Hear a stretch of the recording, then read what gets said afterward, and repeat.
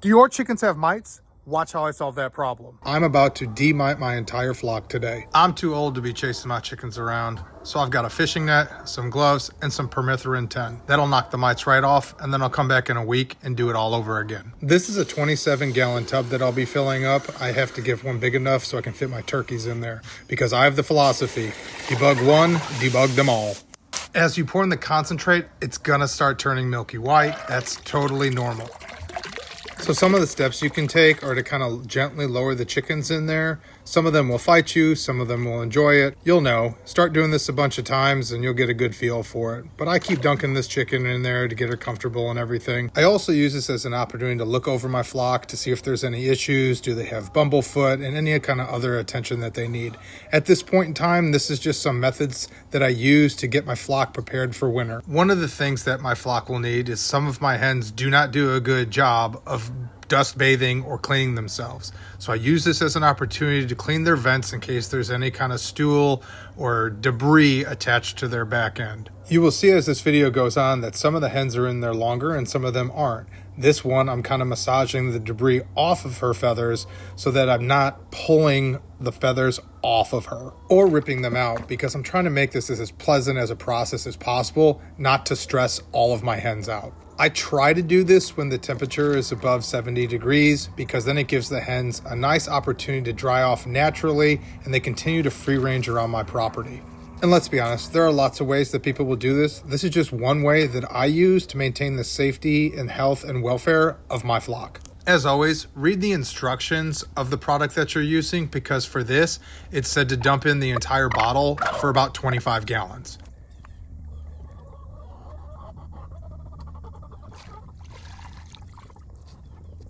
So this is exactly why I needed the large tote, to dunk these full-size turkeys in. And I'm doing the same method because this is the first time the turkeys have ever been dunked like this. So I'm going to take my time, gently try to push them down in the water to make sure everything up to their neck gets covered, because I don't want any areas, and especially I try to keep it out of their eyes, but I want to make sure I get their whole body covered in this to kill any live mites that are on them right now. During this process, with not just only the turkeys, I try to maintain full control at all times to avoid them splashing and thrashing around everywhere. So go slow, you're in no hurry, and really, by the time I got done, this probably took me 90 minutes when doing it by myself. I am by no means a veterinarian, so if you are not comfortable doing something like this, then you need to make a quick phone call to whoever your local vet is so that you completely understand what you are doing. The reason that I will go back and do this in the following week is because of the fact that I'm only killing what's alive on the bird right now.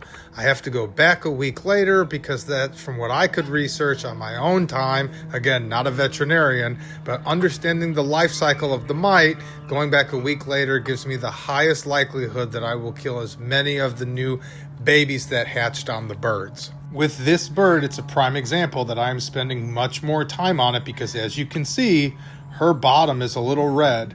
That's showing me that there's some inflammation and that maybe there were some bugs. Maybe they had some kind of runny stool that was attached to them. So this is a time that I would look over her even further to make sure I get as much debris cleaned off now. So when I come back next week, there's that much less and I give her the best chance to have a healthy and clean life going into winter.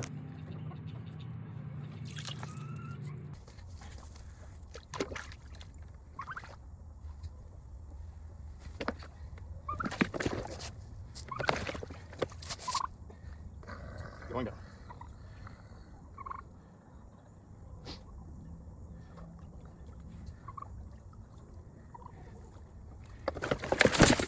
Well, that's a wrap, everyone. I'm going to dump this right here, hose everything off, make it all nice and clean. If you found this video beneficial, please don't forget to like and subscribe. Here is what it will look like when they're walking around my farm. They're all pretty soaking wet right now. Some are sitting down, some are walking around.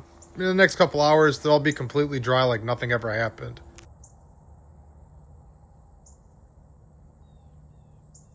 And here are the turkeys. They're almost all dry already. That's why I like doing this when the weather's warmer.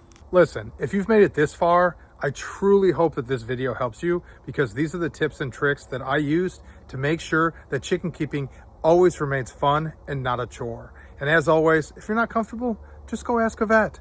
I know these are some of the things that I've researched that work for my personal flock and they may not work for yours. But as always, mother cluckers, keep clucking.